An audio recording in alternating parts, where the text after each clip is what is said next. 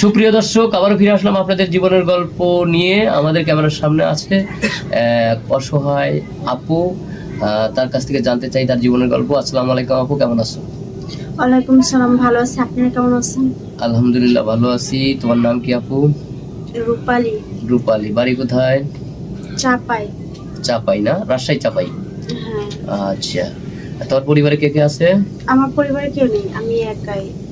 দাদির কাছে মানুষ হয়েছে, আমার বাবা ছোটবেলা মারা গেছে। ও, দাদির কাছে মানুষ হয়েছে না? তোমার বাবা মা ছোটবেলায় মানুষ মারা গেছে। আচ্ছা, এখন আমাদের ক্যামেরার সামনে আসার মূল কারণ কি? সাহায্য সহায়তার জন্য, না কোনো ভালো মানুষের সন্ধান, বিয়ে শাদী করবে এরকম কিছু? ভালো মানুষের ইয়েদের জন্য তো আসছি, যেন একটা ভালো মানুষ পেলে সংসার করতে পারি সেরকম। না, আমরা তো গরিব, কেউ নেই, তার জন্য। তো তোমার গ্রামে কোনো ভালো ছেলে নাই? এলাকার মেম্বার, চেয়ারম্যান দেখে শুনে বিয়ে শাদীর ব্যাপারে কোনো কথাবার্তা হয়নি কখনো? না, এরকম কেউ নেই। গার্জেন থাকলে সেনা হইব, গার্জেন নাই দেখি তো এরকম আজকে আপনাদের এর ভিতরে আসছি। আসার মূলত হচ্ছে গিয়ে যে আমি যেন ভালো একটা হাজবেন্ড পাই বা সংসার করতে পারি সারা জীবন। ওরকম একটা হাজবেন্ড পেলে ভালো হতো। সবাই, সব মেয়েই চায় যে একজন ভালো স্বামী সংসার করুক, ঠিক আছে। আবার সব ছেলেই চায় একজন ভালো বউ পায়। তো গ্রামে তো মনে করুন, তোমাদের ওখানে কি যৌতুক প্রথা বেশি চলে নাকি?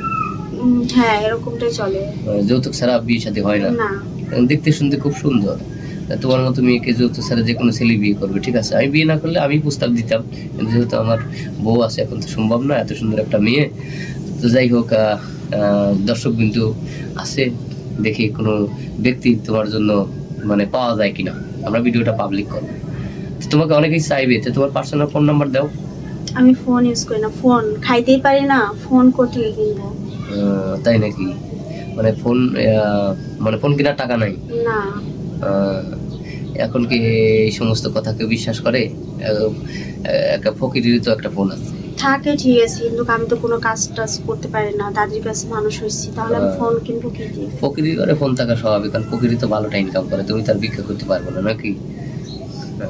সরি, কিছু মনে করো না, তোমার সাথে মজা করলাম, কারণ তুমি হয়তো একজন অসহায় মানুষ, কষ্ট নিও না। হ্যাঁ, আমরা চেষ্টা করবো, ঠিক আছে। তো যাই হোক, এখন মনে করো যে অনেকে দেশ বিদেশ প্রবাসী ভাইরে আছে, অনেকের দ্বারা বয়স বেশি হয়েছে, যে 35-40, এমন কোনো ব্যক্তি হয়তো মানুষ ভালো, যে তোমাকে চায় বা বিয়ে করতে চায়, তো তুমি কি রাজি আছো? হ্যাঁ, আমি রাজি আছি, কিন্তু ভালো হতে হবে। ভালো হতে হবে, মনের দিক দিয়ে ভালো হতে হবে, কেয়ারফুল হতে হবে। হ্যাঁ, এই তো।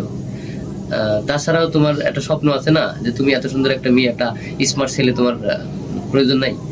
যে আমি সুন্দর মানুষ, আমি একটা স্মার্ট ছেলে চাই, একটু লম্বা চোরা চাই, সুন্দর চাই, এরকম কিছু ডিমান্ড না আছে? না না, স্মার্ট ছেলেদের প্রতি মানে ওইসব ছেলেরা কখনো বউদের মন বোঝে না। বাট কথা হচ্ছে যে ছেলেরা রূপ দিয়ে কখনো কিছু হয় না।